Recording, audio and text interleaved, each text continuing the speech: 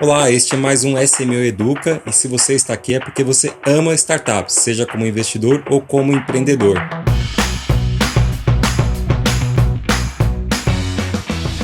Olá, sou Rodrigo Carneiro da SMU Investimentos, estamos aqui para o primeiro SMU Educa e junto aqui comigo está o Eduardo e a Marília. Tudo bem, Marília? Tudo bem, Rodrigo. Edu, tudo bem? Pô, tudo certo, cara. Bacana esse novo projeto aí. A ideia hoje é falar um pouquinho nesse podcast o que ele será, né? O que vocês vão esperar nele nos próximos meses. Teremos capítulos aí bem interessantes. A ideia é ele ser um podcast bem educacional, para explicar para os investidores como funciona investimentos em startups, também explicar para os empreendedores como eles conseguem obter recurso, como obter funding, né, capital para suas startups. E também para quem é entusiasta, para quem ainda está conhecendo o assunto, aprender. Acho que esse é o grande intuito aqui desse nosso novo podcast, o SMU Educa. E a Marília, ela vai estar sempre aqui junto com a gente, liderando e fazendo algumas perguntas, umas provocações. O Eduardo, ele é da nossa área comercial aqui da SMU, então vai trazer alguns insights aí de conversas com empreendedores e com investidores. E teremos convidados também, sejam eles sócios ou profissionais aqui da SMU, ou mesmo convidados de fora, que aí deixa o debate bem mais rico, né?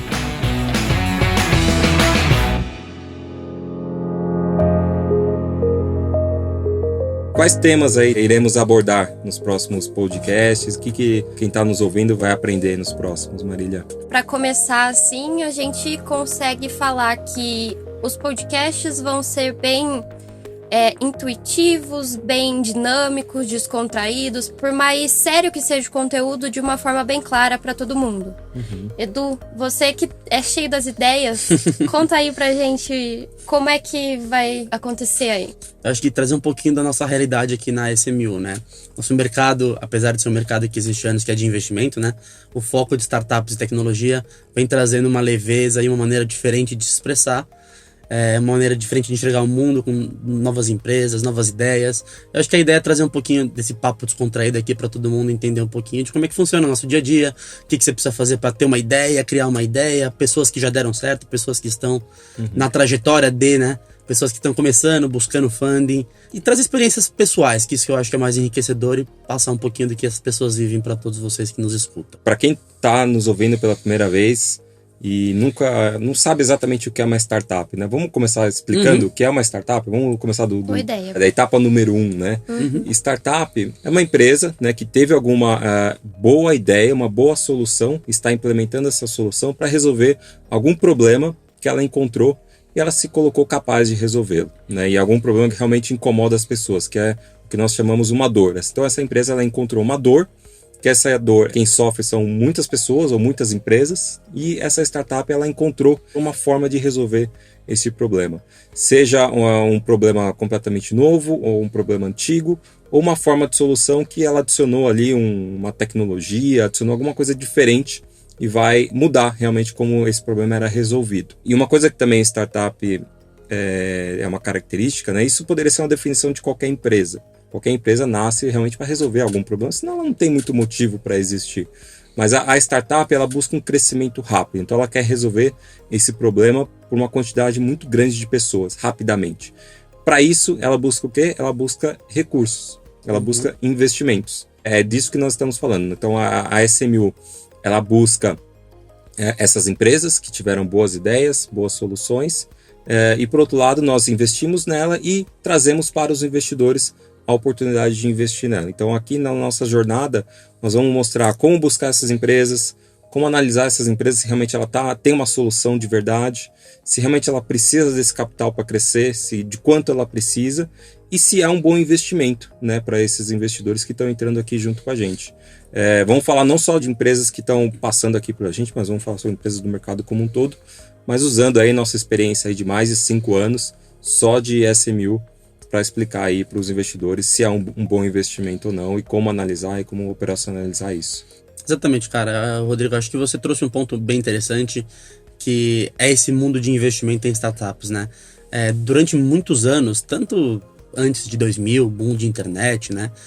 As pessoas analisavam investimentos de uma maneira. Era aquelas margens, a receita linha a linha de balanço. Até hoje isso existe de forma bem intensa, né? Mas as startups vieram para deixar isso um pouco balançado em cima, principalmente em cima do pessoal de casa de research, que faz uma análise mais profunda em prol de todo o mercado. Muitas startups grandes hoje, que a gente vai citar, vai explicar um pouquinho mais, não trazem como característica sua aquela base do lucro, né? Eu tenho lucro já há 5 anos, eu já dou receita, gero EBITDA, não sei o que, para fazer essa comparação. E acho que isso mexeu muito com as pessoas que trabalham com investimento ao longo dos anos. Hoje a gente tem resultados enormes, só citando rapidamente Tesla, em 6, 7 anos de mercado, tem valor de mercado maior que todas as outras montadoras de carro, de automóveis juntos. Então, é trazer um pouquinho disso para você. Como é que isso aconteceu? Por que as pessoas pensaram que a Tesla hoje pode chegar nesse valor? Aonde ela vai chegar?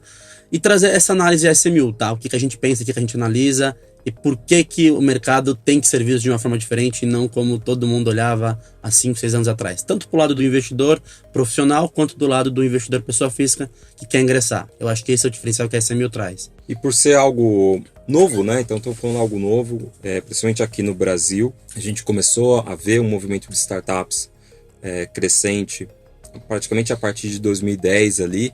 Nós tivemos até uma reunião, né, Edu, que uma pessoa deu um insight que eu achei muito legal, que ela explicou por que foi a partir dessa data, e eu não tinha parado para perceber. E fez todo sentido, porque essa data é muito próxima com a criação da SMU. A SMU foi em 2012. Eu lembro que até então eu já tinha tido um negócio, que foi uma empresa de cuidadores de idosos, que eu tive ali por um ano e meio, e depois vendi a carteira de investidores. Mas quando eu fui fundar a SMU, eu lembro que a primeira pergunta que eu fiz foi: vamos comprar equipamentos. Como assim equipamentos? Vamos comprar servidores, máquinas, computadores. Que essa era uma realidade que, se você quisesse montar uma empresa no final dos anos 90, anos 2000, até praticamente 2010, né? O primeiro passo era esse, né? Você tinha uma ideia, você tinha seu plano de negócio. Quando você fosse executar, você tinha que realmente gastar e ainda é muito caro, você montar servidores in-house. E a partir dessa data, de 2010 em diante, praticamente, nós tivemos aí Amazon surgindo com a AWS, os seus serviços em nuvem, de processamento e armazenamento, Google, Microsoft com Azure. Então, a partir dessa data, isso não era mais um problema inicial para você montar uma startup. Seu problema, você conseguia contratar esse serviço, né? E você não precisava mais comprar equipamento, você ia focar no seu time, né? Que é uma das coisas mais importantes no early stage, no estágio inicial de uma startup, no seu time, no seu modelo de negócio. E isso trouxe realmente uma mudança de paradigma, inclusive para análise. Antes, quando você analisava uma empresa, você olhava muito para o imobilizado dela, o que ela tem de ativo, né? Quantos veículos, quantos imóveis, quantos equipamentos, né? Hoje isso quase não entra mais na conta quando vai analisar. Principalmente pós-2020, né? Que ainda mais agora que nem talvez as lajes comerciais existam mais. Digitalizou tudo muito, foi outro advento, né? Exatamente. Acho que se a gente olhar para o passado, sim, você tem razão. Acho que o advento foi esse, né? De você não precisar ter mais os servidores locais, né? Migrou praticamente tudo para a nuvem.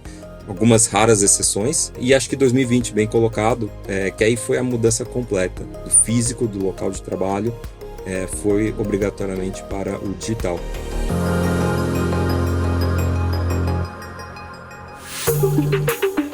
Puxando aqui um gancho de um pouco de análise de startup, uma das coisas que a gente mais avalia, né, e a gente encoraja aqui quem está entrando nesse mundo, a primeira coisa é quem são as pessoas envolvidas nessa empresa, o problema que elas querem resolver.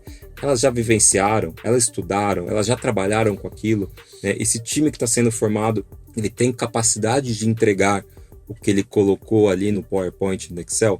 Aquela máxima, PowerPoint e Excel aceita qualquer coisa, né? Então ele pode colocar ali um plano que vai ser o novo Elon Musk, né? Não tem problema nisso, mas ele tem capacidade de entregar aquilo, né? Acho que é uma das coisas que a gente mais avalia aqui quando a gente olha uma nova empresa, que a primeira coisa é quem é o empreendedor. A pessoa que está à frente, né?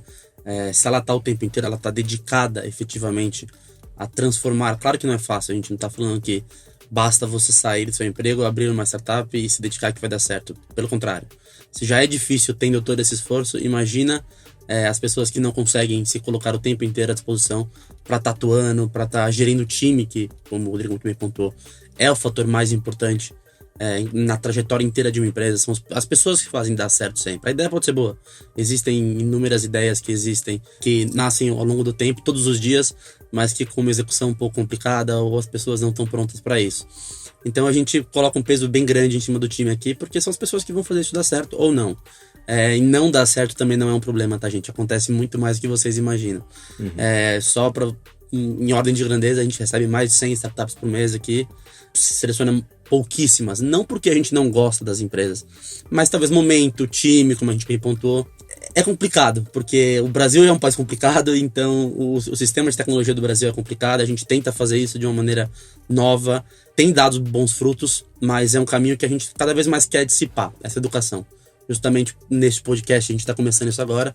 Eu acho que cada vez mais que as pessoas começam a pensar nisso, a gente consegue plantar uma sementinha na cabeça. Daqui a alguns anos a gente vai melhorando isso, vai dando mais acesso, as pessoas vão entendendo muito mais a importância disso. Não só os investidores, como muita gente pensa, né? Não é só o dinheiro que está envolvido. Propósito, eu acho que seria a palavra ideal para trazer para vocês o porquê que a gente montou a SMU e porque todo dia a gente acorda e busca novas ideias.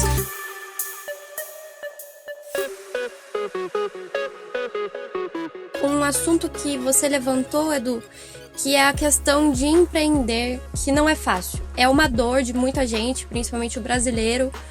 Aqui não é um país fácil de se empreender. E eu gosto muito de ver a SMU como o crowdfunding no geral, mas como aquele que incentiva e ajuda, dá apoio ao empreendedorismo.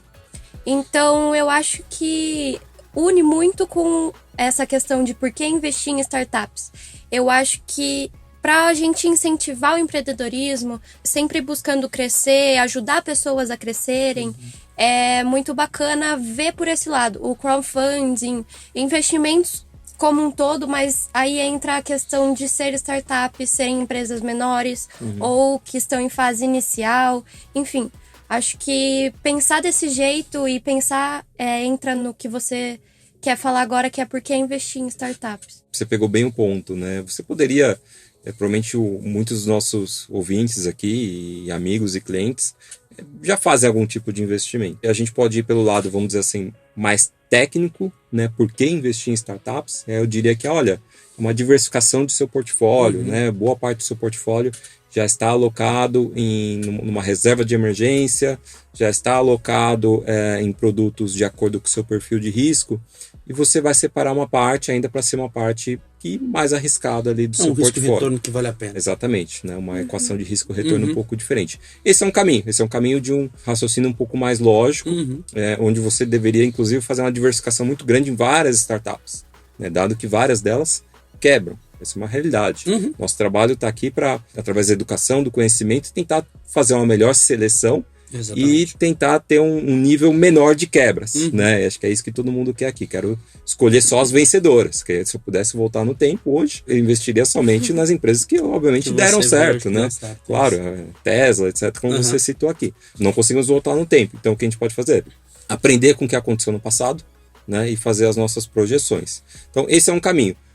Agora existe um outro caminho, que a Marília muito bem pontuou, que quando você está investindo em startups, você está incentivando a inovação, você está incentivando o empreendedorismo. Novas Teslas, né? Novas Teslas. Exato. Vamos trazer aqui para o mercado brasileiro novas Melios, né? Novas startups aí que cresceram muito rápido, novos Nubanks. Isso é muito legal porque coloca o nosso país num patamar de desenvolvimento de tecnologia, de pessoas, de trabalho. Que o número de unicórnio hoje é muito bem colocado, né? Um pouquinho na contramão em relação às doideiras que o brasileiro vive.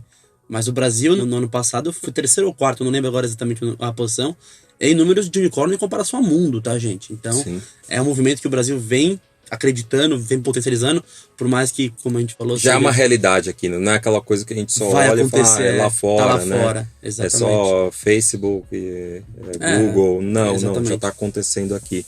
E quando a gente incentiva esse empreendedorismo também, ele cria uma coisa muito legal que ele se retroalimenta, né? Então, essa nova geração que está empreendendo, ela tem muito um pouco de se ajudar. É muito comum aqui, mesmo a SMU, consumir produtos de outras startups, né? Então acho que é legal a gente ter essa ajuda. Você vê que o empreendedor que deu certo, conseguiu montar a sua startup e deu certo, você vai ver que ele fala, você pergunta para ele, o que você vai fazer depois que, sei lá, sua startup for vendida, se um dia ele quiser vender e tal.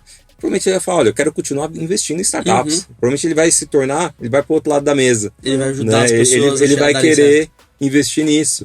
Ele enxerga o quão gratificante que é, né? Então a gente olha hoje aí, estamos aí com mais de 20 empresas no portfólio, quase 30.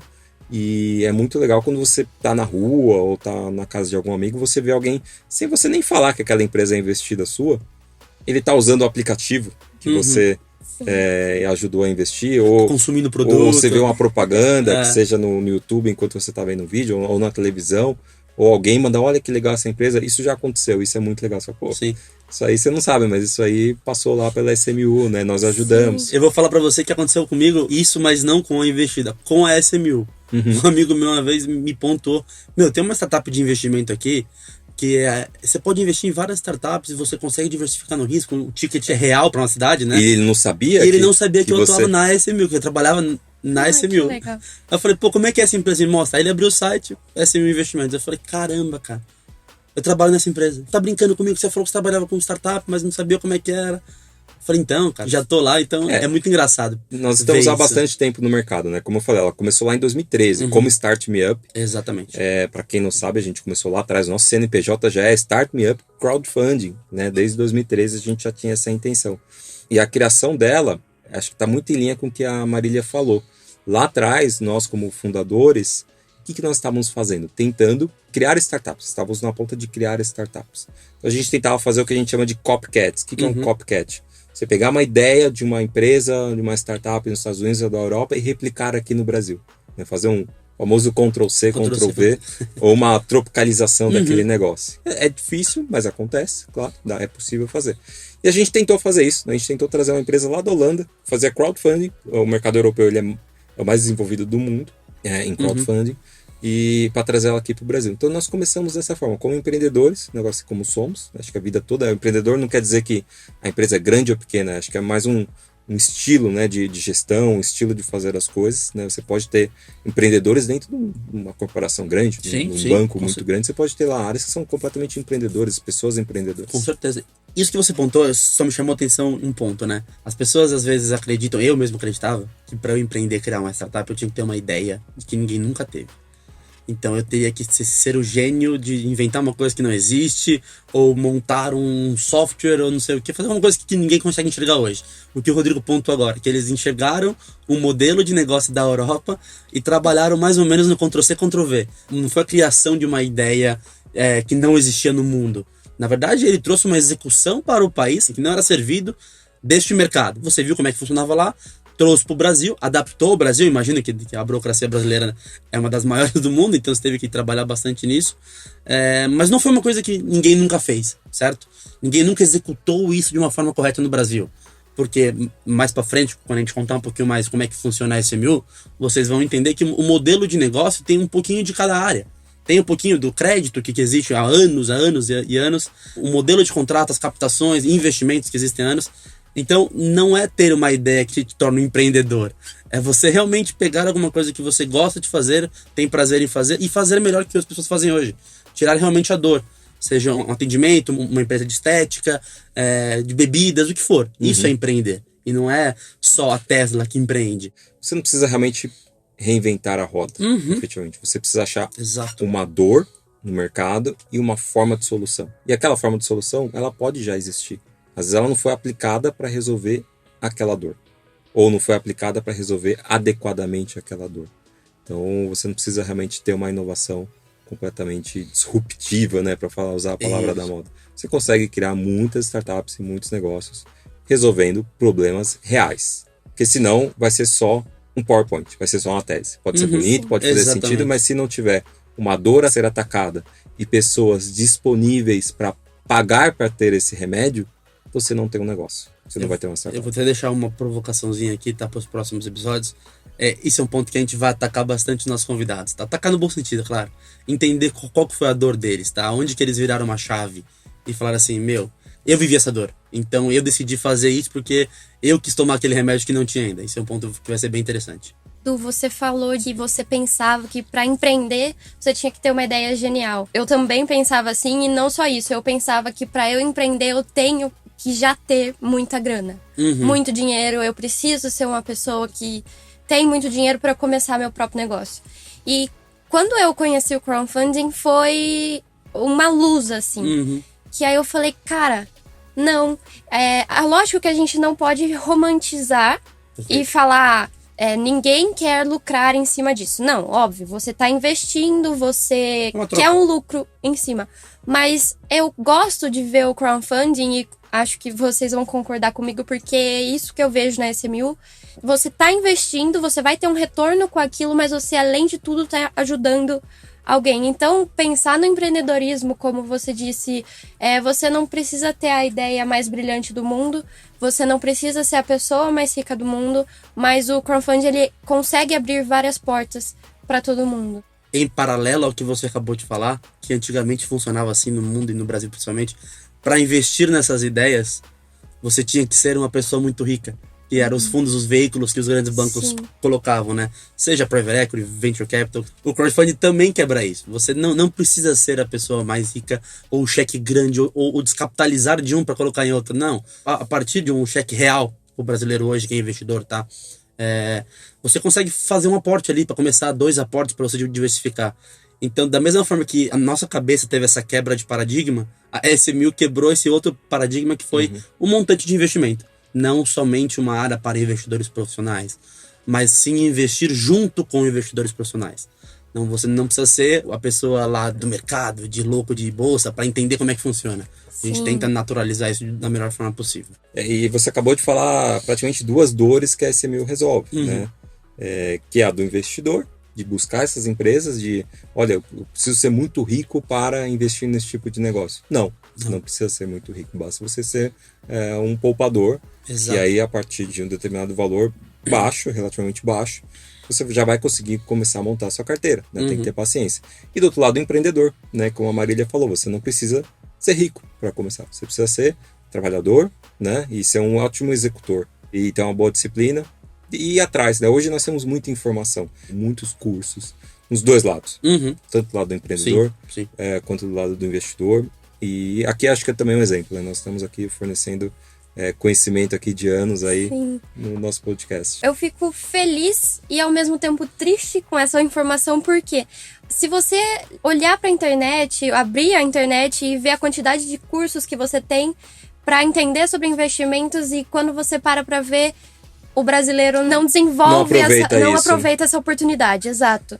Até o objetivo desse podcast, quanto mais a gente conseguir incentivar pessoas a estarem investindo, estarem ajudando outras pessoas a se desenvolverem como pessoas, como empreendedores, trabalhadores. Eu acho que entra muito nisso aí que você estava falando. Acho que é um assunto que a gente tem muito material para aprender. Precisa dissipar essa educação. Tem que ter essa disciplina. Eu, particularmente, eu tenho a minha dificuldade até, sendo bem sincero aqui com vocês, e é um pouco que eu quero trazer para quem está nos ouvindo, dentro obviamente, do conhecimento aqui meu e de quem passar aqui, é que a gente também funcione como um filtro. Às vezes você acha que tem coisa até demais, você não sabe nem por onde começar. Sim. É quando você tem um excesso de informação, um excesso de curso, um excesso de material, você olha para tudo aquilo e aí você trava, você nem começa. Exatamente. Né? Porque você fica tão confuso por onde começar. Já pensa que é muito difícil. Você fala, nossa, é muito conteúdo, não vou dar conta, é muita coisa, é infinito, não vou nem começar. E aí, por isso que é importante você ter ali como curadores, né? Pessoas, podcasts ou pessoas que você admira, que você se inspira. Ela fala, não, peraí, se essa pessoa me mandou essa notícia, é porque ela recebe, de repente, milhares por dia, ali, centenas, dezenas. Ela escolheu uma para compartilhar com você. Exatamente. Ela escolheu um curso para compartilhar com você. Então, algumas pessoas fazem esse papel, alguns grupos. Então, acho que a nossa intenção também é ajudar o investidor também com isso, o empreendedor. Olha, de tudo que está aí no mercado, todos os programas, todas as acelerações, todos os materiais, a gente também vai tentar criar um filtro aqui para vocês. É isso que eu fico fascinado no podcast. A gente consegue ouvir as experiências de quem já passou por isso. Não é que existem pessoas melhores ou que deram certo. Não é esse o ponto. É que, assim, trazer de forma empírica a pessoa que já viveu, já passou a fase ruim e tudo mais, falando para uma pessoa um pouco mais nova, uma pessoa de qualquer idade começar a passar por isso, é um conhecimento de uma forma muito mais filtrada, muito mais direcionada para aquele ponto que você tem. Então a ideia, como o Rodrigo e a Marília bem pontuaram, é dissipar essa educação aqui nesse podcast. Gente, esse daqui é o primeiro episódio, é um ponto que a gente vai fazer, a gente quer fazer ao longo do ano inteiro, tá? E a gente espera que vocês gostem, que tenha esse objetivo que é passar para vocês o nosso ponto de vista SMU, né? A verdade que a gente pensa, tentar trazer um pouquinho mais de conteúdo aqui interno do nosso dia a dia para todo mundo que gosta da gente e que acredita junto com a SMU que a gente pode fazer do Brasil um país mais empreendedor.